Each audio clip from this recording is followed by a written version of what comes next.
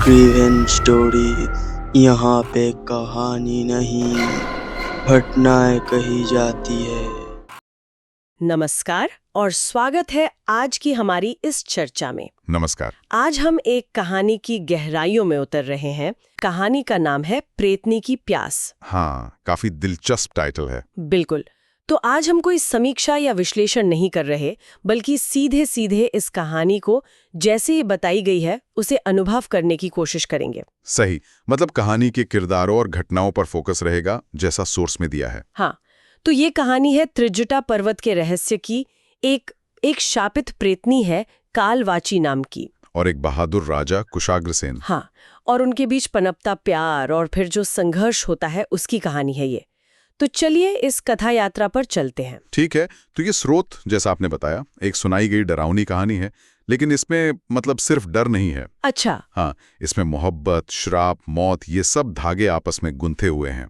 तो हम कोशिश करेंगे कि इसके मुख्य घटनाक्रम और किरदारों को समझें जैसा वर्णन किया गया है। ठीक है, तो कहानी शुरू होती है त्रिजटा पर्वत से। कैसा माहौल है वहां का? माहौल तो एकदम भयानक और रहस्यमयी बताया गया है। ऐसी जगह जहां सूरज की किरणें भी मुश्किल से पहुंचती हैं। ओहो। घना जंगल, अजीब सी एक डरावनी खामोशी। और वहीं पे कालवाची का महल है। हाँ, उसी माहौल के बीच। और महल भी मतलब बाहर से देखो तो किला जैसा लगता है, मजबूत सा। हाँ, पर अंदर से कहानी बताती है कि वो बहुत दर्दनाक जगह है, वीरान। ये बड़ा अजीब कॉन्ट्रास्ट है। हाँ। बाहर से किला, अंदर से दर्दनाक। बिल्कुल, और ये शायद कालवाची के अपने चरित्र को भी दिखाता है। कहानी कहती है कि वो दिखने में स्वर्ग की अप्सरा जैसी सुंदर है, लेकिन असल में वो एक प्रेतनी है। उसे एक श्राप मिला हुआ है। श्राप? कैसा श्राप? कि उसे हर 10वें दिन एक इंसान का दिल खाना पड़ता है। क्या? दिल? क्यों? अपनी जवानी बनाए रखने के लिए। ये श्राप की शर्त है। बाप रे, ये तो बहुत भयानक है। हाँ, और स्रोत ये भी इशारा करता है कि इस वजह से वो बहुत अकेली है। मतलब दूसरों का दिल खाकर जीती है, पर उसका खुद का जीवन बिल्कुल खाली है। गांव वाले उससे डरते हैं। समझ आता है क्यों डरते होंगे। अच्छा, फिर कहानी में राजा कुशाग्रसेन की एंट्री होती है। वो कैसे हैं? हाँ, राजा कुशाग्रसेन वैतालिक राज्य के राजा हैं, युवा हैं, बहादुर हैं और न्यायप्रिय बताए गए हैं। बिल्कुल कालवाची के उलट लगते हैं। हाँ, एक तरह से उनमें सच्चाई जानने की, रहस्य सुलझाने की बड़ी इच्छा है। वो खतरों से डरते नहीं, बल्कि उनकी तरफ खिंचते हैं। जैसे त्रिजटा पर्वत के रहस्य की तरफ। बिल्कुल, कहानी बताती है कि वो अक्सर शिकार के बहाने जंगल के रहस्यों को जानने निकल पड़ते हैं। अकेले? हाँ, अक्सर अकेले।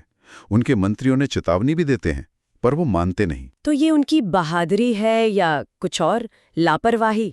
कहानी इसे उनकी जिज्ञासा और सत्य जानने की इच्छा के तौर पर पेश करती है। शायद एक राजा के लिए जरूरी भी हो। उनका इरादा पक्का है कि वो इस रहस्य को समझेंगे। और फिर वो जंगल में जाते हैं और सो जाते हैं। हाँ, कहानी में ऐसा ही होता है। वो जंगल में जाते हैं, थक कर सो जाते हैं, और तभी कालवाची उन्हें देखती है। ओहो, पहली मुलाकात। वो सोए हुए कुशाग्रसेन को देखती है। पहला ख्याल आता है कि मार दे, अपना शिकार बना ले। लेकिन उसके चेहरे पर जो शांति है, उसे देखकर कालवाची को पहली बार कुछ अजीब सा महसूस होता है। एक धड़कन सी। प्यार या कुछ और, पता नहीं, पर उसी वक्त उसके अंदर से आवाज आती है, शराब की चेतावनी। वो द्वंद्व शुरू हो जाता है। फिर कुशाग्रसेन जाग जाते हैं। हाँ, और उनकी पहली बातचीत होती है। कालवाची यहाँ झूठ बोलती है। क्या झूठ? वो अपना नाम त्रिजटा बताती है। अच्छा, कालवाची नहीं, त्रिजटा। यहीं से धोखा शुरू। हाँ, और उनकी बातचीत भी बड़ी गहरी है। जंगल, डर, सत्य, इन सब पर बात होती है। राजा कहता है वो सच जानना चाहता है, और कालवाची? वो एक तरह से उसे चेतावनी देती है कि सच जानने के बाद शायद शांति ना रहे। यहीं पर वो सवाल उसके मन में और गहरा होता है। ये मेरा शिकार है या ये कुछ और है? प्यार? शायद। ये द्वंद्व उसके मन में चलता रहता है। और फिर वो राजा को अपने महल ले जाती है। वही वीरान महल। हाँ, अपने उसी वीरान और डरावने महल में। कुशाग्रसेन को अजीब नहीं लगता है। महल के अंदर का माहौल भयानक है। अजीब तस्वीरें हैं दीवारों पर, हड्डियां बिखरी हुई हैं, फुसफुसाहटें सुनाई देती हैं। तो कुशाग्रसेन को शक होता होगा? शक तो होता है, पर उसकी जिज्ञासा भी बढ़ती जाती है। वो जानना चाहता है कि आखिर माजरा क्या है। यहीं पर कालवाची उससे एक सवाल पूछती है, बहुत जरूरी सवाल। क्या? वो पूछती है कि अगर मैं तुम्हें अपनी असली सच्चाई बता दूं, तो क्या तुम फिर भी मुझ पर विश्वास करोगे? और राजा का जवाब? राजा कहता है हाँ, क्योंकि वो सच जानने आया है, सच से भागने नहीं। ये जवाब उनके रिश्ते के लिए एक उम्मीद जगाता है, भले ही सच कितना भी भयानक क्यों ना हो। बिल्कुल। और फिर सच सामने आता है। कैसे? कुशाग्रसेन महल में घूमते हुए एक गुप्त कमरे में पहुंच जाता है और वहां दीवारों पर जो चित्र बने हैं, क्या है उन चित्रों में? उनमें त्रिजटा जैसी दिखने वाली एक औरत लोगों के दिल निकाल रही है। ओहो। तो राजा समझ जाता है। हाँ, उसे शक गहरा हो जाता है। उत्रेजटा से मतलब कालवाची से इस बारे में पूछता है और तभी क्या? तभी 10वां दिन आ जाता है। श्राप का असर होने लगता है कालवाची पर। हाँ, उसका शरीर बदलने लगता है, वो बूढ़ी होने लगती है, उसे भयानक भूख लगने लगती है। और फिर वो अपने असली प्रेतनी रूप में बदल जाती है कुशाग्रसेन के सामने। बाप रे, राजा की क्या हालत हुई होगी। बिल्कुल। और वहीं पर कालवाची सब कुछ कबूल कर लेती है, अपने श्राप के बारे में, अपनी मजबूरी के बारे में, और प्यार के बारे में भी। हाँ, वो कहती है कि उसे पहली बार किसी के लिए प्यार महसूस हुआ है और वो कुशाग्रसेन है। ये तो बहुत ही ज्यादा नाटकीय मोड़ है। राजा क्या करता है? राजा भी द्वंद्व में है। वो तलवार निकालता है लेकिन फिर नीचे कर लेता है। क्यों? शायद वो उसके कबूलनामे में सच्चाई देखता है या उसके दर्द को महसूस करता है, और फिर वो उसे एक चुनौती देता है। चुनौती? हाँ, वो कहता है, त्रिजटा, अगर तुम सच में मुझसे प्रेम करती हो तो इस शराब से लड़ो। वाह, मतलब अब कहानी शिकार और शिकारी की नहीं गई। नहीं, अब ये श्राप के खिलाफ लड़ाई बन जाती है, प्रेम की शक्ति से। फिर श्राप की पूरी कहानी पता चलती है। हाँ, कुशाग्रसेन तहखाने में जाकर और सबूत देखता है, श्राप की पुष्टि हो जाती है, और त्रिजटा यानी वाची अपना अतीत बताती है। उसका असली नाम वाची है? हाँ, कहानी के अनुसार किसी तांत्रिक ने उसे ठुकरा दिया था और गुस्से में उसे ये श्राप दिया था। श्राप की शर्तें क्या थी? एक तो दिल खाना, हाँ, जवानी के लिए दिल खाना, और दूसरी शर्त और भी भयानक थी। वो क्या? कि अगर उसे कभी सच्चा प्यार हुआ तो उसका प्रेमी मर जाएगा। न प्यार कर सकती है। बिल्कुल, एकदम ट्रैजिक सिचुएशन है। और यहीं कुशाग्रसेन वो वचन देता है। हाँ, यहीं पर वो कहता है कि मैं तुम्हें इस श्राप से मुक्त कराऊंगा, चाहे कोई भी कीमत चुकानी पड़े। ये बहुत बड़ी बात है, मतलब वो अपनी जान भी दांव पर लगाने को तैयार है। हाँ, ये कहानी का एक बड़ा थीम है, प्रेम के लिए त्याग और नियति के खिलाफ लड़ाई। तो मुक्ति कैसे मिलेगी? मुक्ति का रास्ता आसान नहीं है। शर्त है कि ये केवल रक्त चंद्र यानी ब्लड मून की रात को ही संभव है। ब्लड मून, ये तो वैसे ही खतरनाक माना जाता है। हाँ, और उस रात उस तांत्रिक के वंशज भी हमला करेंगे जिसने श्राप दिया था। अच्छा, तो एक तरफ श्राप से लड़ना है, दूसरी तरफ दुश्मनों से भी। बिल्कुल, एक बाहरी लड़ाई और एक अंदरूनी लड़ाई, दोनों एक साथ चलती हैं।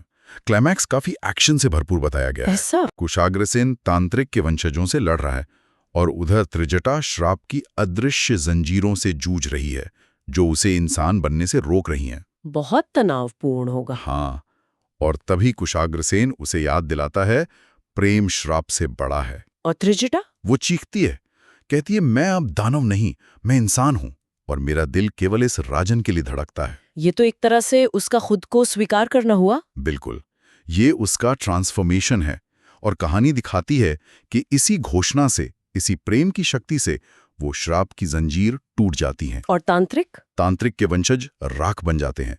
त्रिजटा वापस अपने सुंदर स्त्री रूप में आ जाती है। वाह, तो श्राप टूट गया, प्रेम जीत गया। हाँ, ऐसा लगता है। कहानी यहाँ खत्म हो जानी चाहिए थी, एक हैप्पी एंडिंग हो सकती थी। उनका विवाह होता है, राज्यों में शांति लौटती है, कुशाग्रसेन और त्रिजटा साथ हैं। लेकिन मुझे लग रहा है कहानी में और कुछ है। हाँ, कहानी यहाँ खत्म नहीं होती। त्रिजटा के मन में अब भी एक डर बाकी है। डर? कैसा डर? उसे एक सपना आता है। सपने में वही तांत्रिक कहता है कि मुक्ति अभी आधी है। आधी? मतलब? श्राप पूरी तरह तब मिटेगा जब पुत्र जन्म से जुड़ा अंतिम नाम पूरा होगा। अंतिम नाम? ये क्या चक्कर है? ये एक नया रहस्य डाल देता है कहानी में। फिर एक वृद्ध आर्षी, मतलब एक ऋषि या संत आते हैं। वो क्या कहते हैं? वो भविष्यवाणी करते हैं कि रक्तचंद्र के नीचे जन्मा वारिस जब 16वां नाम धारण करेगा, तब श्राप पूरी तरह समाप्त होगा। 16वां नाम? ये सब क्या है? लेकिन वो ये भी कहते हैं कि तभी अंधकार की अंतिम परछाई भी जागेगी। ओहो, मतलब समाधान के साथ एक नया खतरा जुड़ा है। बिल्कुल, क्लासिक कहानी कहने का तरीका है ये। मुक्ति और खतरा एक साथ आते हैं। फिर क्या होता है? पुत्र जन्म लेता है? हाँ, त्रिजटा गर्भवती होती है, राज्य में खुशी भी है और डर भी, और फिर रक्तचंद्र की रात को पुत्र का जन्म होता है। और उसकी आंखें? रहस्यमयी नीली आंखें हैं उसकी। आर्षी उसे 16वां नाम घोषित करते हैं और चेतावनी देते हैं कि अंतिम द्वार खुलने वाला है। और त्रिजटा, उसके मन का डर। वो डर एक भयानक रूप लेता है। मां बनने के बाद भी उसके अंदर की प्रेतनी जागती है। कैसे? उसे अपने ही बच्चे के दिल की भूख महसूस होती है। नहीं, ये तो बहुत ही डरावना है। हाँ, ये दिखाता है कि अतीत का अंधेरा इतनी आसानी से नहीं जाता। कुशाग्र सेन को बीच में आना पड़ता है। फिर राजकुमार बड़ा होता है, आदित्य सेन। हाँ, राजकुमार आदित्य सेन, वो बड़ा होता है, लेकिन उसके आसपास कुछ अजीब घटनाएं होने लगती हैं। लोग डरने लगते हैं। भविष्यवाणी सच हो रही है, ऐसा लगता है। त्रिजटा का अंदरूनी संघर्ष चलता रहता है। और फिर आदित्य सेन की 10वीं सालगिरह आती है। और उस रात फिर से रक्तचंद्र निकलता है।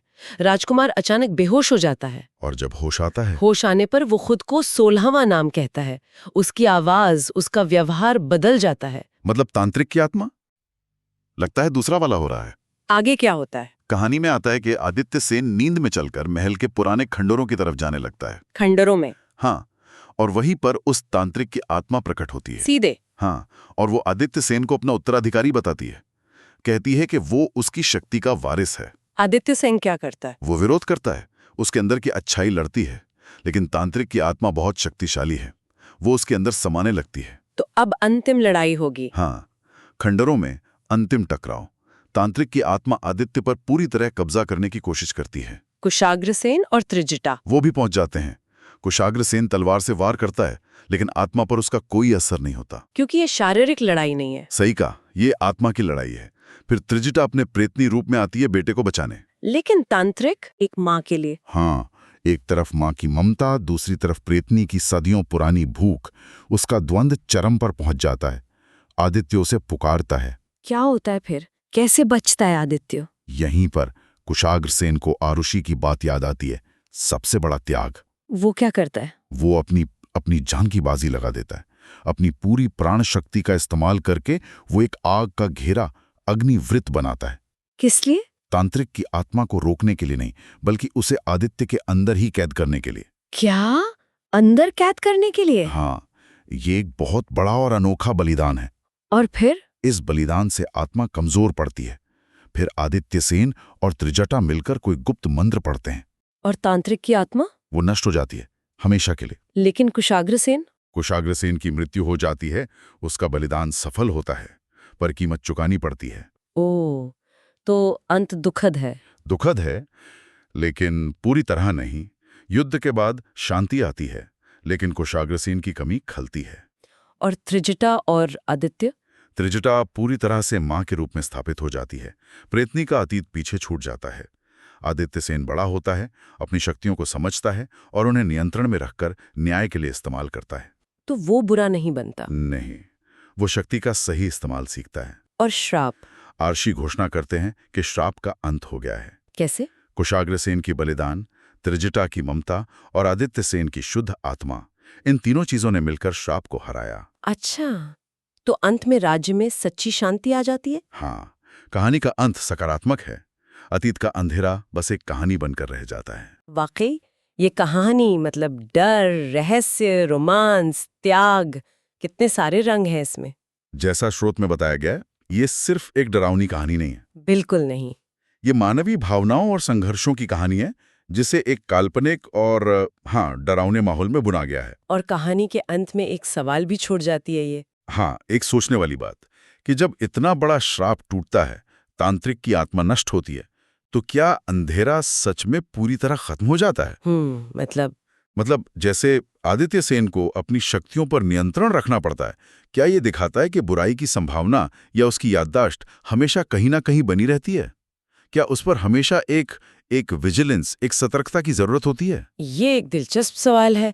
क्या अतीत की छाया कभी पूरी तरह मिटती है? शायद यही सवाल कहानी हमें सोचने के लिए देती है। बहुत खूब। आज इस कहानी की यात्रा में साथ देने के लिए धन्यवाद। ऑनलाइन दुनिया में ऐसी कई परतदार कहानियां छिपी होती हैं। बिल्कुल, मजा आया इस पर बात करके। अगली बार फिर मिलेंगे किसी और कहानी की गहराइयों में उतरने के लिए। धन्यवाद।